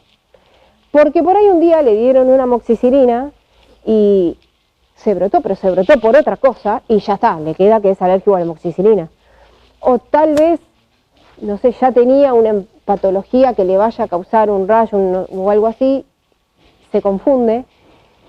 Habitualmente además es algo que por ahí, como que te dicen, ¿no? De chico te dieron algo y no, sos alérgico a, pero uno no tiene tampoco mucho registro. Entonces, ¿te parece que? Y cuando te preguntan, sí, por los dos sí, soy alérgico. Digo, la mayoría de la gente que refiere ser alérgica en sí no lo es, ¿sí? Entonces, eso es importante porque si nosotros descartamos todo este grupo de betalactámicos, estamos descartando una buena parte de nuestro arsenal terapéutico y además estamos descartando la parte más segura, más conocida, más barata, ¿sí? Entonces, está bueno realmente identificar si es así o no. Se puede hacer pruebas, se le puede repreguntar al paciente, porque de hecho me pasa en la farmacia. ¿Sos alérgico a los betalactámicos o sos alérgico a la penicilina? Sí. Pone a la amoxicilina. Sí, no, soy alérgico, una vez tomé y me hizo mal. Bueno, y a la penicilina no, esa la tomo siempre. Ok. Sí, entonces a veces uno preguntando de otra manera, se da cuenta que por ahí hay algo malentendido en el paciente. Y también hay que ver qué alergia es. A veces si no es severa, a veces costo-beneficio nos conviene igual persistir con esto. Si obviamente el paciente hace una reacción severa, no se usan los betalactámicos y ya no se prueba nada. Bien. Estas reacciones pueden ser inmediatas o más tardías, ¿sí? Las inmediatas se pueden evaluar con pruebas cutáneas, o sea, uno le puede probar al paciente si no sabe si es alérgico, dice que sí, pero nosotros creemos que no, podemos hacer pruebas y en menos de una hora se ve. Bueno, ahí les mostramos fotitos. Y las tardías aparecen después de 3 días de administrado el antimicrobiano, ¿sí? Y pueden ser eritemas multiformes, nefritis intersticial, se presentan con estas características, ¿sí? Bueno, no se ve muy bien en el proyector, después cuando vean el video les va a quedar, pero pueden aparecer distintas manchitas o petequias en el paciente, ¿sí? Un eritema multiforme, un rash maculopapular es ahí, una necrólisis epidérmica tóxica, eso es lo más complicado, ¿sí? Pero bueno, se puede ir haciendo un test cutáneo, ahí se fueron haciendo distintos pinchazos y evaluando la alergia, digamos. Es una prueba que tiene un valor predictivo positivo discutible, pero si el paciente da negativa a la prueba, no sucede que sí tenga alergia. Entonces, en ese sentido, es una prueba que está buena. Ya si le da negativo, te quedas tranquilo. Si le da positivo, puede igualmente no ser alérgico, o sea, puede haber falsos positivos, pero no así los negativos. Y lo que preguntaba un poco el compañero, hay reacciones alérgicas cruzadas, ¿sí? Entre los distintos betalactámicos, sobre todo entre las penicilinas y las cefalosporinas de primera generación, van siendo cada vez menos el porcentaje de reacción cruzada a nivel que suceden las generaciones de las cefalosporinas, entonces hay menos riesgo de presentar alergia con cefalosporinas de segunda o de tercera, si uno era alérgico, por ejemplo, a la penicilina. Y los pacientes alérgicos a las penicilinas escasamente pueden ser alérgicos a los carbapenémicos, ¿sí? O sea, no es una cuestión de que si yo soy alérgico a la penicilina soy alérgico a todo, ¿sí? Pero la posibilidad está y hay que tenerla en cuenta, sobre todo si el paciente refiere que cuando hizo el episodio de alergia con el cual se notificó que era alérgico fue algo grave, ¿sí? Y con el Actionam, como dijimos, el Monobactam solito, no hay alergia cruzada. Entonces, hoy en día hay esquemas para desensibilizar al paciente si lo único que puedo usar es un betalactámico, pero como habitualmente no es lo único que puedo usar, preferiblemente se cambia de grupo y ya. Dentro de lo que es seguridad teníamos las colitis pseudomembranosas, este cuadrito, bueno, no se ve muy bien, pero, a ver, vieron que tienen en la bibliografía obligatoria, creo, un apunte que habla mucho de la microbiota que nosotros tenemos, esta asociación con las bacterias que nosotros tenemos, que nos viene muy bien. Cuando uno toma antibióticos, cualquiera sea, esas bacterias, o sea, así como estamos matando a la bacteria que nos causa la infección y queremos matar, estamos barriendo la flora intestinal, la microbiota. Eso nos va a causar diarrea, probablemente, y además la opción de que resurja o colonice más o aparezca más una bacteria que tenemos habitualmente pero controladita, que es el Clostridium difficile, ¿verdad? Entonces puede haber una colitis pseudomembranosa por Clostridium en el caso de tomar antibióticos, sobre todo con los de más amplio espectro. Y si vemos acá, están, bueno, ustedes no lo pueden ver bien, pero les va a quedar en el videito, las cefalosporinas de primera generación, un riesgo medio, y a medida que tenemos generaciones más grandes, el riesgo, y en general en los antimicrobianos, cuanto mayor es el espectro, mayor va a ser el riesgo. Bien, diarreas, irritación, o sea, esto que dijimos, los carbapenemas podían hacer convulsiones, hematológicas o hemolíticas también. A la parte renal, se eliminaban por parte renal, también pueden ser perjudiciales, aunque vamos a ver que no tienen tanto daño renal como otros grupos que van a ver la clase que viene, y son categoría B para el embarazo, ¿sí? Así que esto es más o menos cómo podemos cubrir el espectro de, allá lo azul es gram positivos, gram negativos, bacilos gram negativos lo que sigue, los cocos gram negativos, los anaerobios y los atípicos, más o menos cómo nos quedarían cubiertos. En la bibliografía hay un montón de estos cuadritos, no siempre coinciden entre sí porque depende quién los arme, a veces se considera algún microorganismo sensible o no, algún antimicrobiano, pero en general más o menos la cobertura que nos dan los betalactámicos que están en este cuadrito verde de acá es bastante amplia, por eso es un grupo muy divertido.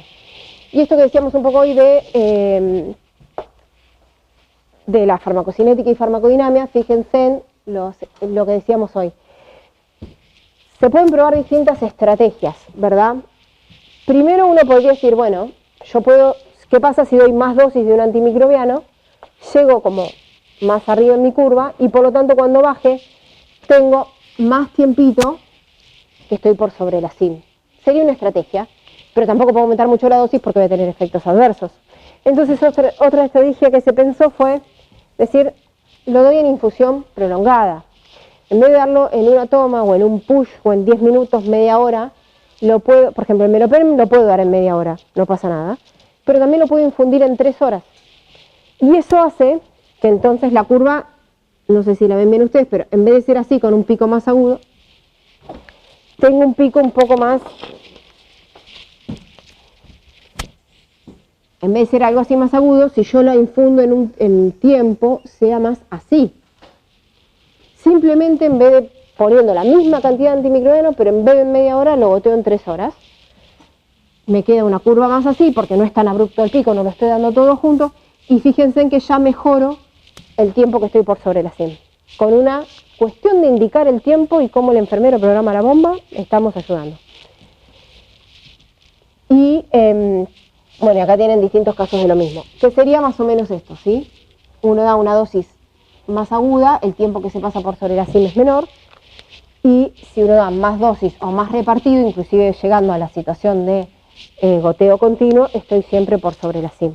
Entonces, no siempre podemos hacer goteo continuo, por ejemplo, el meropenem no es muy estable, entonces no me dura, no puedo preparar una solución a las 8 de la mañana y dejarla colgada todo el día en goteo continuo o ir cambiándola, no mucho. Pero sí me permite una estabilidad de 3 horitas, entonces lo preparo, lo cuelgo en 3 horas y aumento esto. Por ahí para un paciente que no está crítico, dándolo en media hora y listo, funciona y nos va bien. Pero en pacientes críticos tengo que tener en cuenta esto porque me va a ayudar a mi eficacia, sobre todo si el paciente está crítico. Y acuérdense que en un paciente crítico también tenemos en cuenta lo de la dosis de carga, sobre todo en antimicrobianos, que no puedo dejar que el bicho siga su actividad hasta que yo llegue al estado estacionario, ¿sí? ¿Vos lo das por vía oral? O sea, tratamos de que la dosis de mantenimiento se mantenga por encima de la CIM. Lo que hacemos vía oral es por eso darlo más repartido. Claro. La moxi cada 8, aunque no sé por qué cuando tiene clavulánico la dan cada 12, desconozco el tema. No, pero no es que aumenta la vida media. No, pero bueno, el laboratorio les dijo eso. Al final acá ponemos un cuadernito. Oh, ¿quieren ir pasando una hoja? Ah, listo, por alguna vez. Bien, bueno, esto un poco rapidito que ya lo fuimos hablando, fueron cómo fue la evolución de las betalactamasas. Primero eran reducidas, que incluían hasta las cefalosporinas de primera, entonces con el resto los cubríamos. Las bacterias hicieron las de espectro extendido, que ya me cubren hasta las cefalosporinas de tercera y cuarta. Hicimos los carbapenemes, las bacterias hicieron carbapenemasas extremas, la KPC. Ahí sonamos un poco, y luego hicieron las metalo-betalactamasas, que no le pegábamos con nada, sobre todo cuando hay coproducción de o sea, solo con metalo-betalactamasas nos servía el monobactam, el Ashionam, era nuestro pilar, pero si además tiene BLE, produce otras enzimas que van a ir a degradar a nuestras beta-lactamasas, son ambos, ¿sí? Entonces ya podemos tener distintas combinaciones. Estas son distintas beta-lactamasas que producen las bacterias. Se van llamando distintas a medida que están las oxas, las metalobeta-lactamasas, las AMPC. Las distintas combinaciones que van teniendo hacen que vayan resistiendo o no las distintas combinaciones. Estas combinaciones no son cualquiera, son, por ejemplo, la primera es Stachyma-Bivactam, la segunda es Aztreonama-Bivactam, o sea, son combinaciones fuertes. Y sin embargo, si vemos, hay algunos que ya no podemos tratar. Los betalactámicos, esto lo van a ver, son la OMS dividió en distintos grupos los antibióticos que podemos usar libremente, de reserva, o que queden con cuidado. Y entonces los betalactámicos están... ¿Cómo?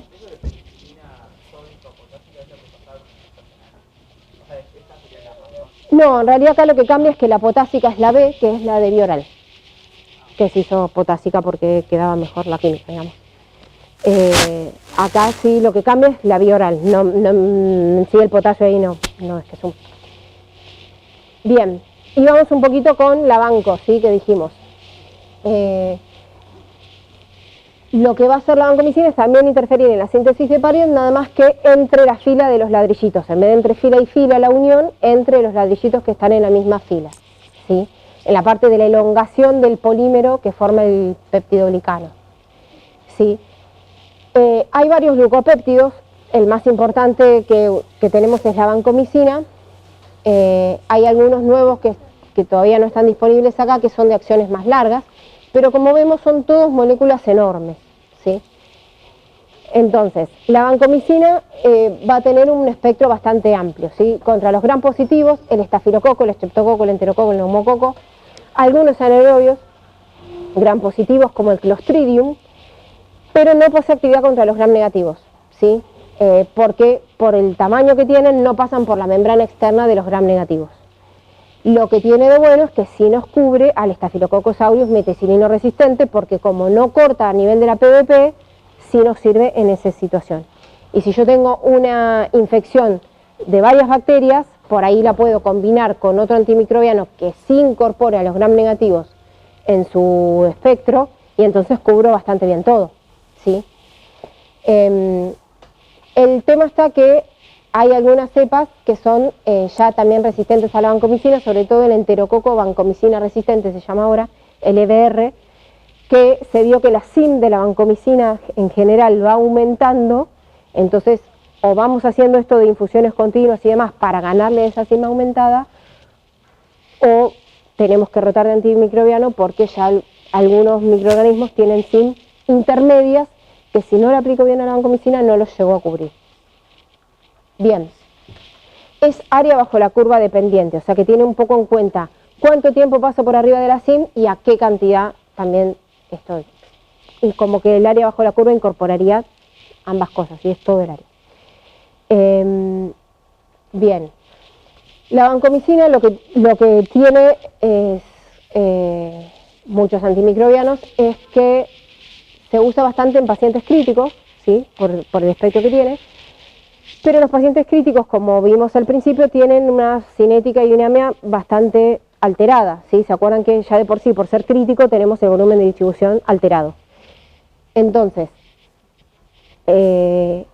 tenemos que estar seguros de estar a la concentración que nosotros necesitamos, y es uno de los antimicrobianos que podemos dosar para esto. Es decir, uno nos da dosis habituales, teniendo en cuenta, por ejemplo, en pacientes obesos, de corregir por obesidad, de dar la dosis de carga, llegar al plato y demás, pero se pueden dosar y de ahí podemos ir viendo cómo nos va el paciente y ajustar el esquema, ¿sí? No le vamos a dosar a todos los pacientes que le damos vancomicina porque esperamos que la mayoría se comporte bien, como decir nosotros todos tomamos ibuprofeno 400, esperamos que la mayoría no funcione, pero hay algunos pacientes que tienen algunas particularidades que hace que sí haya que monitorizar, ¿sí? Y como efecto adverso lo que puede causar es el síndrome de hombre rojo, que eso pasa solo si se da rápido, ¿sí? Porque pasa una liberación de histamina rápida que hace que el paciente, es como una especie de alergia, pero se pone todo rojo, un rash, sobre todo a nivel del cuello, y por eso se llama hombre de rojo o de cuello rojo, que si la goteamos en 1 hora o más, problema resuelto. Son nefrotóxicos, no tanto como los aminoglucósidos que lo van a ver la semana que viene, y son ototóxicos. Esto lo remarco porque habitualmente se dan asociados a aminoglucósidos que también son nefrotóxicos, neurotóxicos, vestibulotóxicos, ototóxicos, entonces estamos sumando toxicidades. Y por último, que habíamos dicho del día de hoy, el dimesolid, que es como aparte del grupo de los beta-lactámicos, tiene otro mecanismo de acción, actúa inhibiendo la síntesis de proteínas, con lo cual uno dice, ¿por qué si hoy veíamos síntesis de pared? También se vio ahora que por ahí podría tener algo que ver con la pared, pero en realidad actúa inhibiendo la síntesis de proteínas, se une al ARN ribosomal de las bacterias en la subunidad 50S, la chiquitita, y no deja que se vayan formando las distintas proteínas que la bacteria tiene que formar, con lo cual la bacteria no puede tener todo lo que necesita y se le complica. Pero son, en este sentido, bacteriostáticos. La bacteria no puede producir enzimas, no puede seguir su actividad, pero tiene lo básico. Entonces son habitualmente bacteriostáticos. Hay cepas que ya empiezan a ser resistentes, no es lo habitual porque no es un antibiótico de primera línea en general, pero ya las hay, por eso es que pertenece al grupo de reserva. Y bueno, tiene toxicidad gastrointestinal, por supuesto, y puede traer insomnio, acúfeno, fiebre, rash y demás. Antes de terminar, una cosita que les quería decir. Vieron que dijimos que con los antimicrobianos se podía dar mucho el Clostridium, porque barríamos la microbiota y nos quedaba el Clostridium. Una forma de tratar el Clostridium, dijimos que era sensible a la vancomicina. Ahora, dijimos que la vancomicina, con el cacho de molécula que es, no la puedo dar vía oral, no viene, solo es endovenosa, porque no tendría biodisponibilidad. Entonces, ¿qué hacemos nosotros? La convertimos en vía oral. Hacemos un jarabito de vancomicina, de vía oral, que no se absorbe, queda en el intestino, donde está el Clostridium, lo mata, ahí el Clostridium, ya lo que está en el intestino, pero no tengo efecto sistémico. Entonces, el tratamiento habitual y de primera línea para el Clostridium difficile es la vancomicina vía oral. ¿Sí? Por esto de que no se absorbe, ahí aprovechamos la cinética y dinamia a nuestro favor, ya que no se absorbe nos viene bien. Entonces, bueno, nada, de la resistencia ya hablamos bastante, pero fíjense en que este sería el mapa de muertes previstas por la OMS para el 2050 si no cambiamos un poquito la perspectiva. Esto que les decían, que les quería dejar por lo menos para que les suene, hay mucha bibliografía al respecto del concepto de una sola salud, promocionado por la OMS, ¿sí? Donde ya se vio, de hecho, por ejemplo, uno de los antimicrobianos, lo van a ver la clase que viene, que nosotros reservábamos, era la colistina, ¿sí? Como última opción terapéutica, ya ahora no, y se usaba para el crecimiento de ganado de forma habitual. Recién en el 2019 Argentina prohibió el uso de colistina en ganado. Y nosotros era nuestra super reserva en humanos. Digo, esas cosas nos tenemos que empezar a poner más de acuerdo.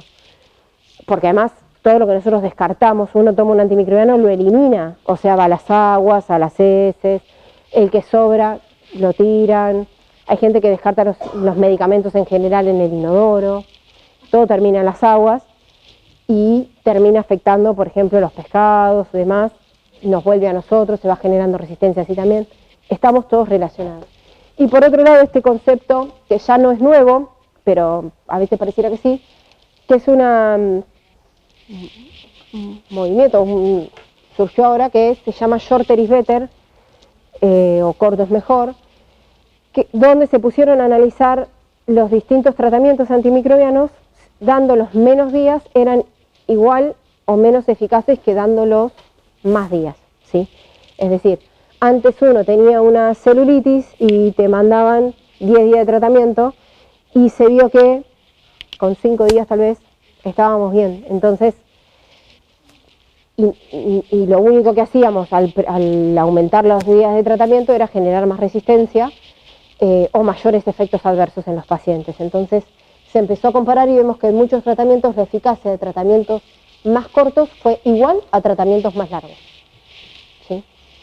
Así que bueno, en la página esta de la OMS, por si alguien no entró nunca, está esta publicación de la WARE, que es el programa que tiene de la OMS para clasificar los antimicrobianos, y los categoriza en el grupo de acceso, de watch y de reserva, por eso aware. Ahí lo tienen y pueden consultar qué antimicrobiano sería como para un uso más habitual y cuál hay que reservar, ¿sí?